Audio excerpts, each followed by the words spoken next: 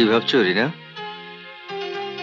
ভাবছি তুমি একটা কাপুরুষ, ঠিক শরৎচন্দ্রের উপন্যাসে নতুন দা।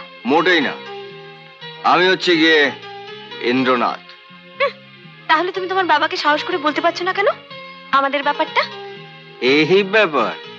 আরে আমি এক্ষুনি বাবাকে গিয়ে বলতে পারি যে আমি রিনাকে ভালোবাসি, কিন্তু মানে ওই বুঝেছি। কিচ্ছু বোঝনি, মানে আমার লজ্জা করে। কি করে? লজ্জা লজ্জা করে, শুধু লজ্জা করে না, আমার আমার বুকের ভেতরটা মোচড় দিয়ে ওঠে। বুকের ভেতর ধকপক ধকপক ধকপক করে।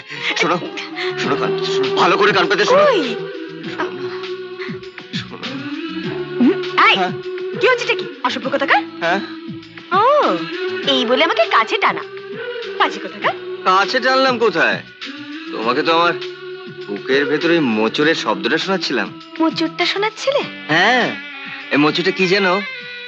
এই মোচড়টা হচ্ছে ভালোবাসার মোচড়, বুঝলে না? না।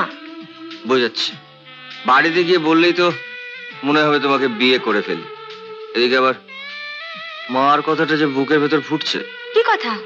ওই যে মা বললো যে এখন বিয়ে করলে লেখাপড়া শিখে তুলে একেবারে অ্যাপা।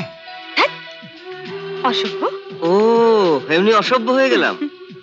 ঠিক আছে, যখন অসভ্য হয়ে গেছি তখন একটু অসভ্যতা আমি করে নি। এই এরকম করো না প্লিজ, বাবা এক্ষুনি মিষ্টির দোকান থেকে এসে পড়বে। ছাড়ো। ততক্ষণে হয়ে যাবে। জানো যে তোমার এই ওর দুটোকে আমি ভীষণ ভালোবাসি।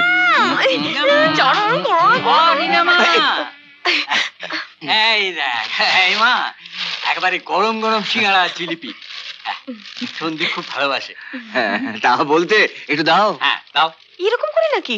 আমি প্লেটে করে নিয়ে আসছি। ঠিক আছে।